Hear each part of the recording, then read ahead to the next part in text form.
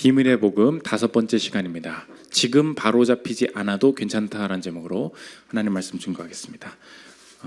요한계시록에 소아시아 7교회 이후에 요한계시록에서 보여주는 큰 심판이 있다 말씀을 드렸습니다. 그래서 7인, 7나팔, 오늘 이제 마지막으로 할 7대접 이렇게 있는데 이 각각 뭐냐 이렇게 이제 해석을 하면 안 된다 그랬죠.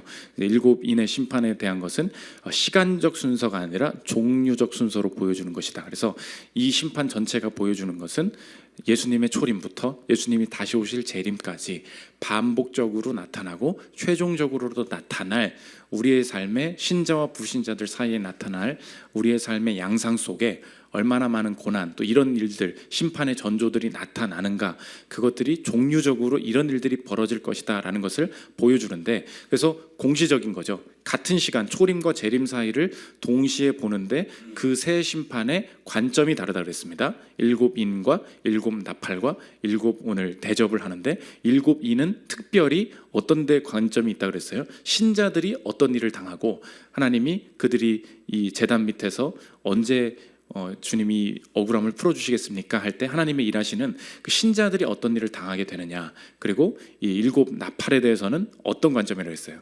불신자들, 믿지 않는 자들에게 이런 일들이 벌어지는데, 믿지 않는 자들이 이런 일이 벌어질 때 회개한다 그랬어요? 안 한다 그랬어요? 회개 안 한다. 하나님께서 부분적인 심판을 주시는데 거기서도 잘 회개치 않는다. 그래서 오늘 마지막 종합적이고 최종적인 심판을 보여줍니다. 당연히 7대접에 대해서는 똑같이 나타나지만 최종적으로 결국 어떻게 되느냐, 이 초림과 재림 사이에 이 모든 것들이 벌어지는데 최종적으로는 이런 모습이 나타나게 될 것이다. 그것을 당연히 보여주겠죠. 나중에 있을 일을 왜 지금 알아야 됩니까? 나중에 그게 될 것을 알기 때문에 내 인생에 주는 위로와 오늘의 변화가 분명히 있다는 것입니다. 오늘 그 변화가 무엇인지 살피도록 하겠습니다. 세 가지로 나눠서 보겠습니다. 첫째로 살필 것은 대접의 변화입니다. 최종적으로 어떤 심판이 내려지냐, 오늘 대접이라고 그랬잖아요. 이 대접에 하나님의 진노가 쌓여서 땅에 쏟아진다, 이렇게 이야기합니다. 15장 1절 7절 보십시오. 또 하늘에 크고 이상한 다른 이적을 보면 7천사가 7재앙을 가졌으니 곧 마지막 재앙이라. 하나님의 진노가 이것으로 마치리로다. 네 생물 중에 하나가 영원토록 살아계신 하나님의 진노를 가득히 담은 금 대접 7을 그 7천사들에게 주니. 계속 한번 보십시오. 하나님의 진노가 어디에 담겨 있죠? 금 대접에 담겨 있다. 하나님의 진노가 금대접에 담겨 있는데, 이 대접이라고 할 때 요한계시록을 지금까지 잘 들으면서 졸지 않고 멍 때리지 않고 따라왔으면 대접을 어디서 받는데 이것을 한 번은 느꼈어야 돼요. 언제 느껴야 되냐? 5장 8절 제가 읽겠습니다. 그 두루마리를 취하심에 네 생물과 24장로들이 그 어린 양 앞에 엎드려 각각 검은고와 향이 가득한 금대접을 가졌으니 이 향은 성도의 기도들이라. 오늘 지금 이 평행을 보면서 시작을 해야 되는데, 분명히 오늘 15장 1절에 금대접에 무엇이 담겨 있대요? 하나님의 진노가 담겨 있다. 그런데 요한계시록 5장에 무엇이 담겨 있었어요? 성도의 기도가, 그 향들이 담겨 있었다. 그러니까 우리가 기도할 때 이 금대접에 우리의 기도가 담겨서 하늘에 상달된다는 것입니다. 그것이 우리의 한 풀이, 우리의 기분을 좋게 만들기 위해, 어디다 쏟아낼 곳이 없으니까, 누구한테 좀 말할 곳이 없으니까 하나님께라도 말하기 위해, 감정적인 리프레시의 수단으로만 기도가 쓰이는 게 절대 아니라는 걸 보여주고 있죠. 우리가 지금 하는 기도는 궁극적으로 어디랑 연결되어 있다는 거예요? 최종 결론과 연결되어 있다는 거예요. 이게 오늘 마지막 그 7대접에서 주는 중요한 기도를 향한 정의가 된다는 것입니다. 우리가 어떤 일을 놓고 어차피 안 될 거 뻔하고 또 무력한 거 뻔해요. 근데 어떤 부분을 놓고 계속해서 하나님께서 기도하게 하실 때가 있습니다. 왜 그러냐? 오늘 본문이 보여주는 거예요. 그 기도가 대접에 담겨서 그 대접이 무엇으로 내려온대요? 하나님의 진노로 내려온다고. 그럼 하나님의 진노로 내려온다는 게 뭐예요? 결론, 심판, 마무리, 이걸 보여주고 있는 거예요.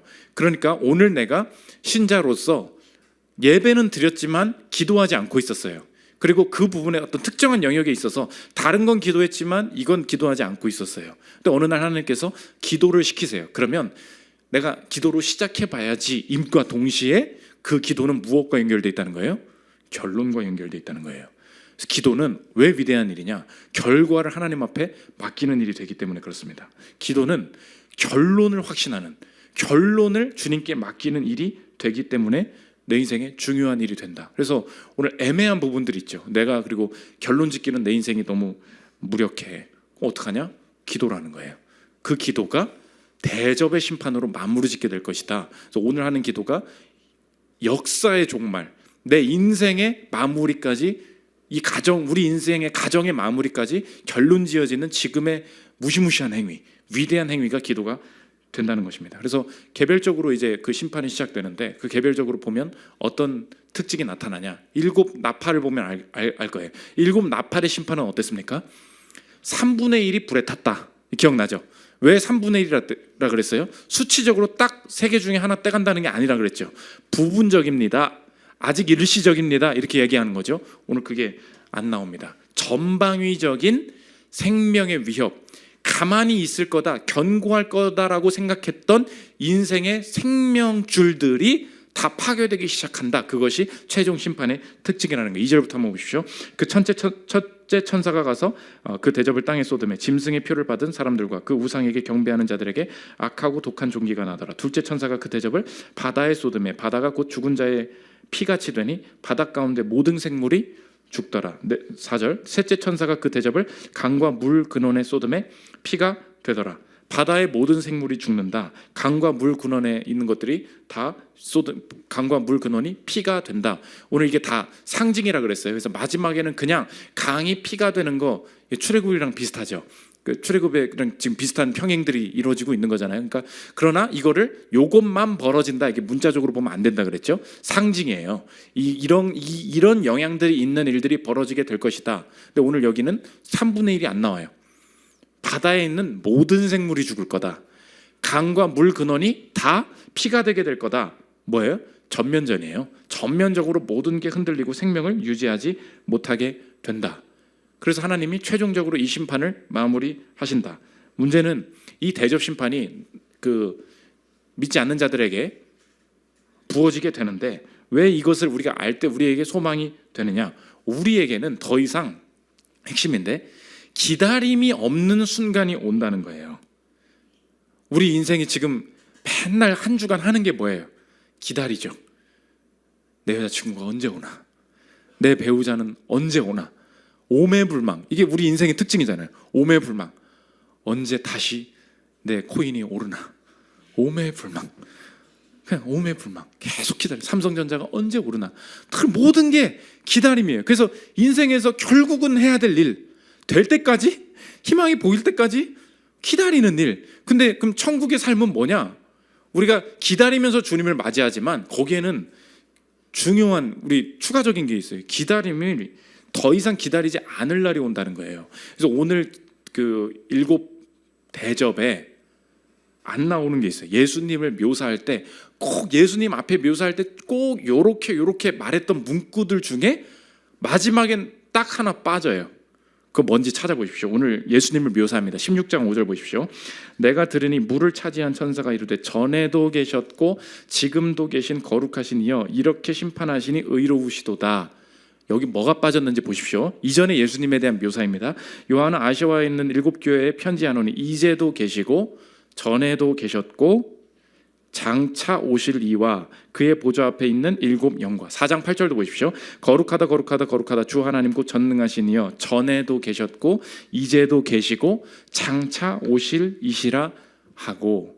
뭐가 빠졌죠? 장차 오실 이. 그러니까 16장의 이 7 대접은 뭐예요? 최후 심판을 말하는 걸 알 수 있죠. 장차 오실 이였어요. 예수님은 나에게 그런 존재라는 것은.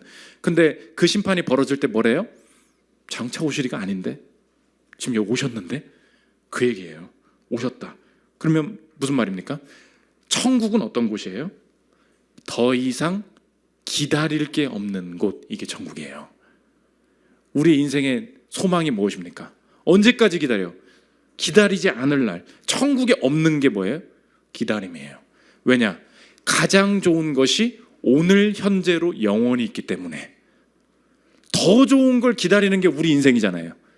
근데 기다릴 일이 없는 것, 이 날이 온다라는 것을 오늘 확신할 때 내 인생에 적용이 있습니다. 그 오늘 제목과 같아요. 지금 바로잡히지 않아도 괜찮다. 그게 실제로 우리에게 적용적으로 생기는 힘이라는 것입니다. 우리의 인생에 내가 다 바로잡을 수 없는 일들이 막 벌어져요. 그러면 그 상처와 그 힘듦이 너무 심해서 오늘 그러니까 오전 설교라도 연관이 되죠. 유다가 배신했어. 그러면 멈추잖아요. 못 가겠다. 근데 우리가 바라보는 확신하는 우리의 최종적인 그 날은 뭐예요? 기다리지 않아도 되는 날이 있다. 그것을 알 때 결론을 주님이 지으시기 때문에 오늘 내 삶에 실천적으로 바뀌어야 될 것이 무엇이냐? 지금 바로잡히지 않아도 괜찮으니까 계속 진행하는 힘을 얻게 된다는 거예요. 그게 간단히 말하면 진행의 영성이에요. 진행의 영성. 계속 가게 만들 수 있는 거.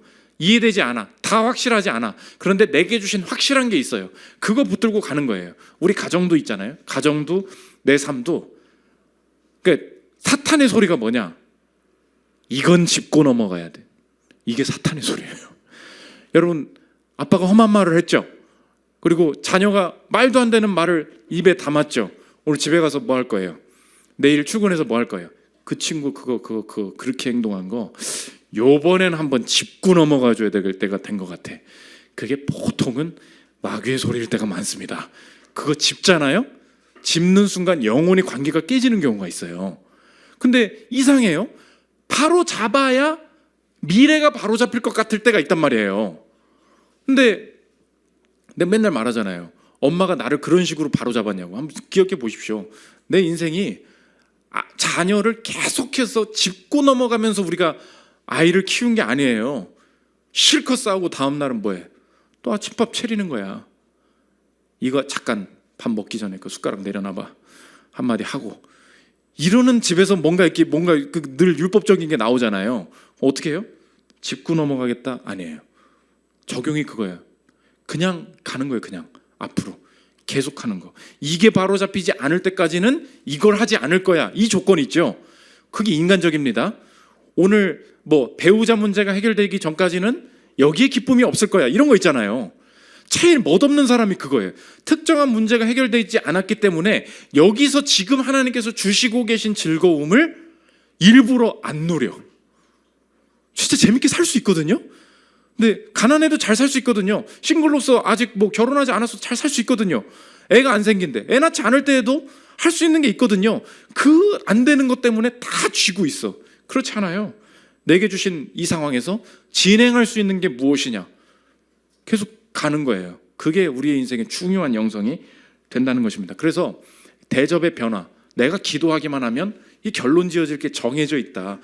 기다림 없는 날이 온다. 이것이 오늘의 삶의 신자들에게는 계속 진행할 수 있는, 너무 짚고 넘어가려고 하지 않는 그 확신과 여유의 마음, 그게 우리의 삶의 무기가 된다는 것입니다. 두 번째, 대접의 구원입니다. 우리에게 주시는 구원이 있는데 첫 번째, 겸손이에요. 겸손. 이 겸손이 구원이에요. 오늘 심판의 특징이 엄청나게 센 심판이 떨어져요. 그럼 여러분 내 인생의 그 예상은 그거잖아. 불신자들이 와, 이런 거가 있는 걸 보니까 하나님이 계신가 보다. 내가 회개해야 되겠다. 그게 없다는 거예요. 그게 특징이에요. 7절, 10절, 11절 보십시오. 또 내가 들으니 제단이 말하기를 그러하다. 주 하나님 곧 전능하신 이시여 심판하시는 것이 참되시고 의로우시도다 하더라. 왜 참되고 의롭냐는 거예요. 어떤 사람이 보면서 말할 거라는 거. 그거 너무 심한 거 아니에요? 얘가 돌아올 수도 있는 거잖아. 이렇게 말할 수도 있기 때문에 말하는 거예요. 의롭다는 거예요. 왜냐? 10절. 또 다섯째 천사가 그 대접을 짐승의 왕좌에 쏟으니 그 나라가 곧 어두워지며 사람들이 아파서 자기 혀를 깨물고 아픈 것과 종기로 말미암아 하늘의 하나님을 비방하고 그들의 행위를 회개하지 아니하더라. 심판은 정당했다는 거예요. 왜? 심판을 강하게 한다고 해서 사람들의 마음이 돌이켜지지 않는다. 그러니까 불신자의 특징은 뭐예요? 끝까지 마음을 돌이키지 않는 자, 그게 불신자예요. 어떤 일이 벌어져도 마음을 돌이키지 않는 자, 그게 왜 나를 겸손케 하느냐?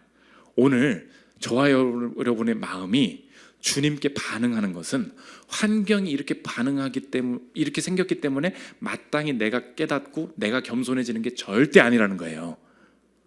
내가 하나님의 음성을 듣고 오늘 순간 야 하나님 기도하라고 하시는 것 같은데, 하나님 이 부분 내 겸손하게 만드시려는 것 같은데, 이 마음 있잖아요. 그게 여러분이 성격이 좋아서 그런 게 아니라고. 여러분은 여전히 중2 때 성격이에요. 여전히 지금 성격이 더러워. 근데 똑같은 뭐가 조금만 일이 생기고 어디가 좀 아파도 어머 기도해야 되나 봐라는 그 마음 있잖아요. 그거를 누가 주셨냐? 오늘 그걸 묻고 있는 거예요. 아유 고난 이렇게 당해보면 다 겸손해지지. 진짜 그러냐는 거예요. 아니라는 거예요. 그래서 어거스틴이 하나님의 도성에서 뭐라 그랬냐? 똑같은 걸 다 흔든다고 똑같이 향기 나는 게 아니라는 거예요. 멋진 말입니다. 들어보십시오.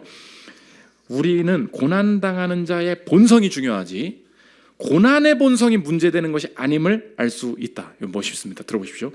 구정물통을 흔들어 보아라. 그러면 더우그러운 악취가 풍길 것이다.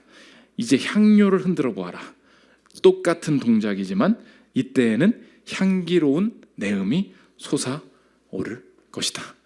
저는 설교를 30분 하는데 어거스틴 한 문장으로 이해되시죠? 왜 사람들이 뭐 고난당한다고 겸손해진다고? 오늘 성경에서 뭐라고 아니라는 거예요. 고난이 오든 풍요가 오든 그것을 가지고 낮아지는 마음으로 향하게 되는 것, 더 하나님을 의지하는 방향으로 가게 되는 것은 고난의 퀄리티에 있지 않고 내게 주시는 그 겸손한 마음에 있다는 거예요. 그 마음을 누가 주셨냐? 하나님이 주시지 않으면 사람들은 회개할 수 없다. 여러분 그래서 적용인데, 환경을 핑계 삼아서 나를 정당화시키면 안 된다는 거예요. 그게 신자들의 중요한 변화입니다. 뭐라고요? 환경을 핑계 삼아서 내 인생을 정당화하지 않는다는 거예요. 왜 내가 이런 성격이 되는지 알아? 아빠가 나를 사랑 안 해서 그래. 이거 우리 인생에 꼭 나의 스타일, 내 방식을 정당화시키는 얘기들이 있어요. 내가 예전에 그때 우리 부모님이 상업 말아먹는 바람에 그래가지고 내가 지금 이 꼴이라는, 막 뭐라고 해. 가만 보면은 그 일이 내 인생의 지금을 정당화시키고 있어요. 근데 오늘 성경은 뭐라 그러냐면, 고난을 당했다고 해서 겸손해지는 거 아니고 풍요를 누렸다고 해서 교만해지는 게 아니라는 거예요. 평생 풍요롭게 사는 대로 죽을 때까지 겸손해지는 사람이 있고요, 죽을 때까지 고난을 당했는데도 지지리도 하나님 인정하지 않는 사람이 있다는 거예요. 넌 누구냐를 묻고 있는 거예요. 넌 누군데? 구정물통이냐? 향내나는 향수냐? 그래서 오늘 환경 때문에 이렇게 되었다, 그거 하나님의 은혜를 인정하지 않는 것입니다. 그 자체가 교만이라는 거예요. 오늘 성경 뭐라 그래요? 죽기까지 고난을 줬다니까? 근데 이를 깨물고 너무 아파서 뭐래요? 하나님을 원망한대잖아.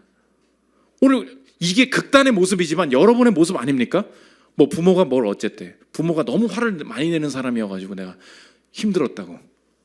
화를 많이 내는 사람 밑에서 절대로 이렇게 하면 안 되겠다라고 내 인생이 철저하게 깨지고 변화되는 사람들이 얼마나 많은데요. 돈이 많으니까 이렇게 좀 거들먹거리고 다닌다고? 다 거들먹거리는 게 아니에요. 너무 가난했기 때문에 성격이 날카롭대. 그런 말 그만해. 가난해서 더 주님 안에서 부유해서 여유로워지는 사람이 얼마나 많은데요. 환경을 핑계로 내 현재를 정당화시키지 않는 것. 왜? 그거는 은혜는, 그 은혜가 와도 날 변화시킬 수 없다. 그걸 내가 미리 디펜스 치고 있는 거거든요. 그렇지 않다는 것입니다. 겸손이에요, 겸손. 저놈들 안 변하는구나. 근데 그게 내 모습이구나. 이거 봐야 된다는 거예요. 주님 나를 불쌍히 여겨 주십시오. 두 번째, 고립이 복이라는 거예요. 오늘 마지막에 16장 넘어가면 그 유명한 이제 아마겟돈 전쟁이 나옵니다. 사람들이 해석을 잘 못하는데 13절부터 보겠습니다. 또 내가 보매 개구리 같은 새 더러운 영이 용의 입과 짐승의 입과 거짓 선지자의 입에서 나오니 그들은 귀신의 영이라 이적을 행하여 온 천하 왕들에게 가서 하나님 곧 전능하신 이의 큰 날에 있을 전쟁을 위하여 그들을 모으더라. 새 영이 히브리어로 아마겟돈이라 하는 곳으로 왕들을 모으더라. 어떤 분들은 그 아마겟돈 이거 뭐 그냥 영화 이름인 줄만 알고 성경에 이런 단어가 있었어요. 성경에 나오는 얘기예요. 아마겟돈 이거 뭐예요? 마겟돈이에요. 하는 이게 산이거든요. 무깃도라는 곳이 있었습니다. 무깃도 옛날에 요시아도 죽고, 그러니까 옛날에 구약에 중요한 전투들이 많이 이루어졌던 곳이에요. 근데 무깃도는 평지입니다. 여기 산이라 그랬죠. 그러니까 이게 상징이라는 걸 알 수 있죠. 상징적으로 말하는 거라고. 아마겟돈에 하마겟돈에 모을 것이다. 근데 지난주에 살폈잖아요. 용과 두 짐승, 그러니까 세 영이 모인다고 했잖아요. 최종 전쟁을 말합니다. 이 최종 전쟁은 모든 왕들, 천하의 모든 왕들이 이 대적하려고 모인다 그랬죠. 천하의 모든 왕이 무깃도에 모인대요. 그 무깃도는 어디일까요? 1번 관악산, 2번 설악산. 위치로 보면은 맞아요, 틀려요. 천하의 왕이 어떻게 한 산에 모여? 그게 안 되죠. 그러니까 또 알겠죠. 이건 상징인 것이죠. 이제 이해되세요? 최종적으로 일어날 믿는 자들과 믿지 않는 자들의 최종적인 전면전이 벌어지게 된다. 그것이 마지막 종말 직전에 나타나는 특징이 된다는 것입니다. 그래서 이 천하의 왕들이 모여서 전지구적으로 온 기독교인을 박해하게 되고 영적으로 온 힘을 다해서 모두가 이 편인데 너만 혼자네? 이런 방식으로 공격한다는 거예요. 그래서 이 심판, 이런 비슷한 심판이 우리가 살아가는 일들에도 벌어지고 최종적으로는 그 적그리스도가 마지막 발악으로 모두가 모여서 신자들을 죽이려고 달려들 것이다. 그때에 주님이 다시 오셔서 이 적그리스도를 멸망시키시고 이 땅에 최후 심판이 이루어지고 주님이 다시 오신다. 이것이 성경의 종말이에요. 그러니까 성경의 최종적인 종말에는 마지막으로 제일 큰 싸움이 한번 벌어진다. 우리가 그것을 알 수 있죠. 그러나 그것은 관악산이 아니고 한라산도 아니고 영적으로 벌어지는 그 어떤 최종적인 전투가 나타날 것이다. 문제는 뭐냐? 이것을 오늘 우리도 느낄 수 있는 방식이 있다는 거예요. 그게 뭐냐? 오늘 용과 이 두 짐승이 마지막으로 새 그 개구리 같은 영이 나와서 뭐라 그래? 더러운 영이 뭐래요? 다 모은다 그랬죠. 그게 특징이에요. 힘으로 다 결합시킨다고. 그리고 나서 그 요한이 뭐라 그러냐? 홀로 남은 그 사람, 버티는 자 복이 있다는 거예요. 15절 보십시오. 보라 내가 도둑같이 오리니 누구든지 깨어 자기 옷을 지켜 벌거벗고 다니지 아니하며 자기의 부끄러움을 보이지 아니하는 자는 복이 있도다. 이 도둑같이 올 텐데 그때까지 이 모아 있는 힘에 굴복하지 아니하고 주님 의지하는 자가 복이 있다 이건데, 이것을 우리에게 지금 오늘 시대에 적용하면 이것입니다. 여러분의 삶에 고립되게 만드시는 그 영역이 복일 수 있다는 거예요. 왜냐? 어느 순간에 이게 영적인 걸로 받아들여야 된다 그랬잖아요. 우리의 인생의 영적인 공격이 어떻게 오냐면 모여서 공격을 한다고. 모이는 게 무슨 뜻이냐?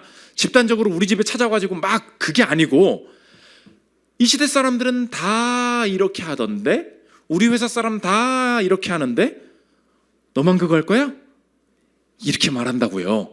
그럴 때 이상하게 내게 속한 그 영역 속에서 다 이 방식으로 가는데 하나님은 그거 아니야. 넌 딴 데로 와. 너는 나 의지하고 이 길로 가 라고 말씀하시는 경우가 있다는 거예요. 그때 그러면 느낌이 뭐예요? 하나님은 이쪽이라는데 다 저쪽이래. 그럼 뭐라 그래요? 고립되죠. 그게 복이라고. 왜? 그 집단을 한 번에 하나님이 심판하실 거기 때문에. 그게 하나님의 심판의 방식이에요. 그런데 하나님이 나만 떼놔. 그럼 뭐예요? 날 구원하시겠다는 말이죠. 그래서 하나님의 인도하심 속에는 언제나 고립이 포함되어 있어요. 근데 그 고립은 언제나 구원의 고립이 된다는 거예요. 그래서 여러분 오늘 적용인데 한번 생각해 보십시오. 다 똑같은 방식으로 한다. 가장 사람들이 다 하는 메이저 방식으로 한다. 이거 문제예요. 다 그렇다고는 말할 수 없지만 최근에 다 대학 어디 간다 그래요? 다 의대 간다 그러죠. 그렇잖아. 의대 가는 사람 중에 크리스찬이 있겠죠. 열심히 기도하면서 그 의사 되는 사람 있겠죠. 정말로 그런 사람 무시하는 게 아닙니다. 그런데 이 현상을 활용해서 우리의 인생에 합쳐서 공격하는 게 있다고요. 여러분이 입시를 지도하는 부모라고 생각해봐. 혹은 내가 고3이야. 혹은 우리 학과 별로래, 우리 학과 망했대라고 듣고 있는 대학교 2학년 3학년이라고 생각하고 한번 들어보라고. 그게 내 인생이라고 생각하면 한번 생각해 보십시오. 내가 여기 어쩌다 왔어. 근데 의대 못 가면 답이 없대. 그게 막 온 전국에서 그 난리를 치고 있어요. 그럼 어떻게 돼요? 아, 나도 그렇게 따라가지 않으면 죽겠구나. 그게 합쳐진 아마겟돈의 공격이라고. 그때 하나님께서 어떻게 하신다고요? 벌거벗고 다니지 않는 자는 복이 있도다. 하나님이 내게 고립되게 하시는 방식인 것 같은데 나는 그 방식이 맞아. 거기 가야 된다는 거예요. 그래서 저는 분명히 이게 문제를 일으킬 거라고 생각해요. 언제나 시대는 그랬어요. 다 거기가 맞다. 그거 곧 망해. 꼭 그런 식이에요. 이제 의사 되지 말라는 말이 아니에요. 우리 교회도 의사가 많이 나와. 우리도 의를 섬기 좀 가보자. 진짜 농담이에요. 그러니까 내가 그 사람들을 비난하는 게 아니라고. 그런데 우리 인생이 꼭 그 집단의 방식으로 나타난다고요. 모이는 게 그 메이저가 답이 아닐 때가 있어요. 실제로 제가 그래서 이걸 설득하기 위해서 실제로 이 얘기예요. 의대 가지. 넌 이미 망한 거야. 실제로 부자들이 하는 얘기예요. 들어보십시오. 10이면 9도 아니고 10. 집이 부자거나 돈 좀 버는 친구들 중 자녀가 중학교 이상이면 미국을 이미 보냈던가, 여의치 않으면 국제학교를 보내서 유학을 준비하고 있다. 초등학교 의대반이니 뭐니 하는 뉴스를 보면 솔직히 좀 웃긴다. 있는 놈 자식들은 다 나가고 없는 놈들만 남아서 무간지옥을 경험할 건가 보다. 이해되세요? 그래, 의대 가야 돼. 근데 저 위에서 뭐라고 있대요? 응, 넌 이미 무간지옥이야. 이해돼요? 제가 지금 설득하려고 하는 거라고. 내가 이거 내 뷰에서 이것만 있으면 살아남아. 그래서 다들 이걸로 간대. 그래서 나도 뛰어드는 그거 있죠. 불나방 같은 거. 하나님이 거기서 가끔 기도 중에 너 그거 그만해. 너 그거 없어도 내가 살게 해줄게. 나오게 하실 때 있잖아요. 그걸 왕따라고 생각하면 안 된다고. 더 기도를 엎드리고 내 길을 가야 되는 거예요. 지금 현실적으로 뭐라 그래? 의대 가는 거 자체가 망한 거래. 없는 놈은 다 나갔대. 그럼 이제 여러분 생각하겠지. 그러게요, 하나님 왜? 그럼 나는 왜 못 나가게 하셨냐고. 진작에 미국으로 나가게 하셔야지. 그럴 수 있잖아요. 이 지옥이 끝이 안 난다는 거예요. 실제로 중국 상해에서 그 주재원들, 외교관 자녀들 가르치는 제가 지인인 그 학생들이, 그 부모들이 결국은 그 애들을 외국으로 나가서 또 염려돼서 하는 일이 뭐냐? 또 지옥이라는 거예요. 들어보십시오. 아이가 갑자기 명문 국제 사립학교를 다니게 되었다. 여러분 원하는 대로 갔죠? 보자고. 그리고 아이에게 주어진 시간은 정해져 있다. 수많은 설명회와 수많은 엄마들과의 대화에도 여전히 엄마들은 걱정이다. 그 어떤 학원도, 그 어떤 과외 선생님도 우리 아이 성적을 원하는 만큼 올려주지 못한다. 돈은 돈대로 받고 성적은 안 오르니 답답할 따름이다. 그런데 학원은 안 보낼 수도 없다. 그나마 지금 점수도 유지하기 힘들 것 같으니 분명 몇 점만 받으면 다음 학년에는 높은 반에 들어갈 수 있다고 한다. 거기서 몇 점만 받으면 어떤 대학을 갈 수 있다고 한다. 그런데 그 점수를 어떻게 받을 수 있는지 아무도 제대로 된 해답을 주지 않는다. 결국 이러한 불안감은 그들을 과함으로 이끈다. 자기가 과외를 가르치는 사람이라는 거예요. 돈을 계속 바른다는 거예요. 마지막 얘기입니다. 들어보십시오. 나는 이 땡땡이 엄마를 생각했다. 모두가 부러워하는 주재원 가정의 삶이지만 이국의 환경이 주는 그 처절한 무기력함 앞에서 어쩔 줄 몰라 불안해하는 그 엄마의 마음을, 그 작은 주재원 사회 속에서 출처 없는 정보와 돈에 눈이 멀어 있는 학원들과 선생님들 속에서 아이를 위해 제대로 된 무엇인가를 해보고자 발버둥 치는 그 엄마의 과한 노력을, 그게 생각나더라는 거예요. 보십시오. 이게 아마겟돈이에요. 최종적으로도 분명히 벌어질 거지만 오늘 여러분이 경험할 수 있는 아마겟돈이 뭐예요? 트렌드, 메이저, 다 그거 안에 모여서 공격하는 그 사회적인 압박감. 오늘 여러분 그거 있죠. 몇 살까지는 결혼해야 돼. 이때는 뭐 이런 거 해야 돼. 이런 데서 살아야 돼. 이렇게 하고 다녀야 돼. 그건 트렌드가 아니야. 여러분 그 철저하게 회개하십시오. 거기 들어가면 불나방 되는 길이에요. 여러분께 없으니까 자신이 없는 거잖아요. 그 철저히 기도하지 않으면 어느 시기에 있든지 간에 인생에 그것 빨려서 들어갈 수 있다. 마지막 세 번째, 대접의 선행입니다. 마지막 심판 되었다 말씀하십니다. 17절, 일곱째 천사가 그 대접을 공중에 쏟음에 그 음성이 성전에서 보좌로부터 나서 이르되 되었다 하시니. 17절만 읽겠습니다. 되었다, 이거 뭐야? 이제 다 끝났다는 거예요. 다 끝났다. 모든 것이 다 무너진다. 근데 마지막에 심판을 쏟으시면서 되었다 하셨죠. 비슷한 말을 우리가 알고 있죠. 우리가 이 대접이 마지막에 쏟아지는데 왜 우리의 인생에는 이 대접이 안 쏟아집니까? 마지막 질문이에요. 이게 끝나야 되었다 하거든요. 우리 인생은 이 심판이 안 쏟아진대요. 왜요? 나는 심판을 회피한 자이기 때문에요. 왜 회피했죠? 이 심판이 되었다. 이거 지금 미래에 최종적으로 있을 일이잖아요. 이 심판을 나 대신 먼저 되었다 말씀하신 그분이 계시기 때문에 그래요. 그분이 말씀하시죠. 요한복음 19장 30절 마지막으로 보십시오. 예수께서 신 포도주를 받으신 후에 이르시되 뭐라 그러셔요? 다 이루었다 하시고 머리를 숙이니 영혼이 떠나 가시니라. 그분이 왜 죽으셨어요? 대접 심판, 마지막 최후 심판을 당겨서 내 것을 받으신 분이 계시다는 거예요. 오늘 저와 여러분 마음으로 한번 대답해 보십시오. 내 인생이 마지막 대접 심판이 쏟아질 인생인데 예수 그리스도께서 내 구주가 되셔서 먼저 내게 쏟아질 대접 심판을 대신 받으신 분이심을 믿으십니까? 그러면 내 인생의 심판은 이미 선행되어 있다는 거예요. 내 인생에는 이 저주가 더 이상 없다는 것입니다. 그러므로 먼저 선행하신 그분 앞에서 내 인생도 지금 선행할 수 있겠다. 남들은 언제까지 기다려? 이렇게 얘기하는데 기다림이 없는 그날을 내가 영원히 누릴 것을 알기 때문에 오늘 내가 먼저 진노 당하신 그분 사랑하는 마음으로 오늘 선행하기를 원한다. 지금 내가 아무것도 결론 지어지지 않은 것 같아도 기도로 결론 지어질 것을 믿고 내 인생이 기도에 힘쓰기를 원한다. 주님께서 내 인생 가운데 마지막에 심판당해서 마지막까지 회개하지 않는 그 사람들 먼저 보여주신 이유가 무엇이냐? 지금 이 상황에서 환경에 핑계대지 않고 내가 내 성품이 주님 앞에서 겸손해지기를 원한다. 내 인생에 하나님께서 메이저 따라가지 못하게 하실 때 그 고립이 구원임을 알고 철저하게 주님 신뢰하는 마음으로 주님이 인도하시는 그 방식만 따라가기를 원한다.